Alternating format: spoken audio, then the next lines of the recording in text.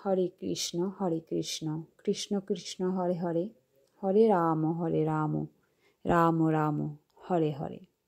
বন্ধুরা, কাল অক্ষয় তৃতীয়া, শুভ দিন। শুভ দিনে এই কাজগুলি করতে চেষ্টা করবেন। মা লক্ষ্মী আপনাদের প্রতি সদয় হবেন। আপনার মনে শান্তি পাবেন, পরিবার সুখে শান্তিতে ভরে যাবে। আমরা সবাই চাই শান্তিতে থাকতে, সুখে থাকতে। তবুও আমরা সুখ দুঃখ নিয়েই আছি। সুখ দুঃখ নিয়েই আমাদের বাঁচতে হবে। তাই দুঃখ যাতে আমাদেরকে বেশি কাবু করতে না পারে, তার জন্য আমাদের অনেক সময় কিছু টোটকা মেনে চলতে হয়। তাহলে আজ আমি আপনাদের যে টোটকাটার কথা বলবো সেটা হলো, অক্ষয় তৃতীয়ার দিন চুপচাপ পুড়িয়ে দিন এই 3টি জিনিস।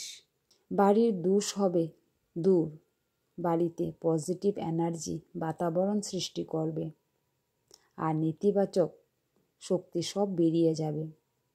আপনার সংসারে শান্তি সমৃদ্ধি ফিরিয়ে আসবে।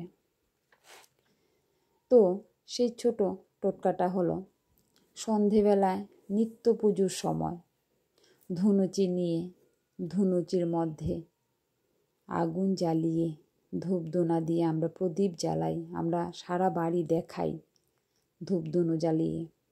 সেই ধূপধুনোর মধ্যে বা ধুনুচির মধ্যে 3টি তেজপাতা, 3টি কর্পূর, 3টি লবঙ্গ দিয়ে ধোয়া করে প্রত্যেকটা ঘরে দেখাবেন, পুরো বাড়ি দেখাবেন এবং ঘরের জানালাগুলি বন্ধ রাখবেন যেন ঘরগুলি ধোঁয়ায় ভরে যায়।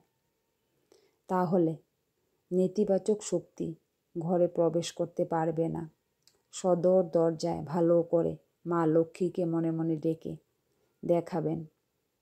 এতে অবশ্যই সুফল পাবেন।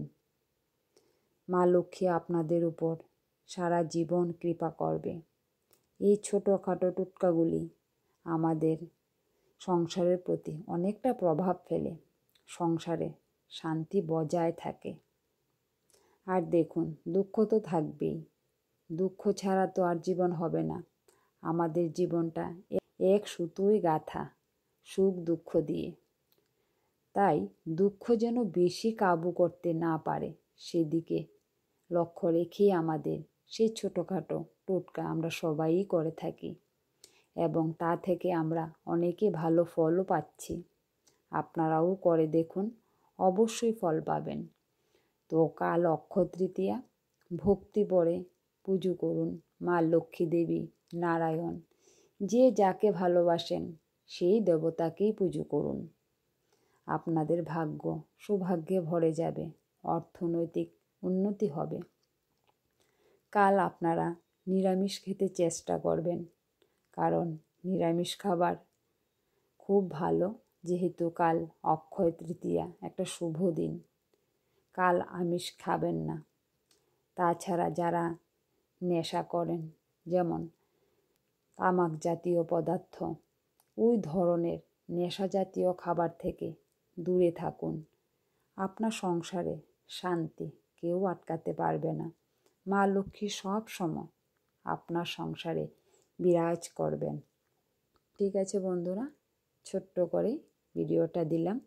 যেহেতু কাল অক্ষয় তৃতীয়া, সকাল সকাল ঘুম থেকে উঠে ঠাকুরকে পুজো দিন।